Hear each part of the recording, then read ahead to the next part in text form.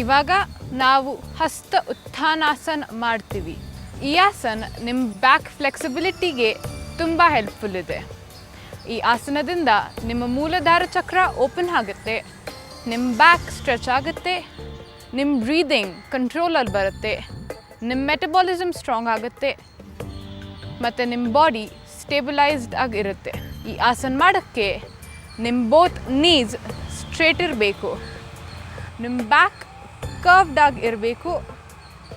First exhale ಮಾಡಿಬಿಟ್ಟು forward bend ಮಾಡಿ, ನಿಮ್ಮ ಕೈನ ಫ್ಲೋರಿಗೆ ಟಚ್ ಮಾಡಿಬಿಟ್ಟು ಸ್ಲೋಲಿ ಇನ್ಹೇಲ್ ಮಾಡಿಬಿಟ್ಟು ಮೇಲೆ ಬನ್ನಿ ಮತ್ತೆ ಸ್ಟ್ರೆಚ್ ಮಾಡಿ.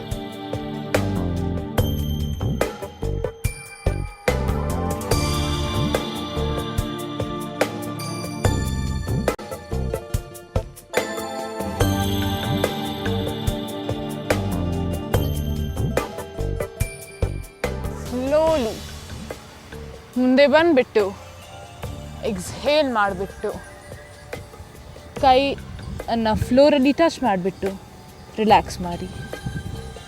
ಈ ಆಸನಲ್ಲಿ ನಿಮಗೆ ಗಿಡ್ಡಿ ಫೀಲ್ ಆಗಿದ್ದರೆ ಸ್ಲೋಲಿ ಕೆಳಗಡೆ ಕೂತ್ಕೊಂಡ್ಬಿಡಿ.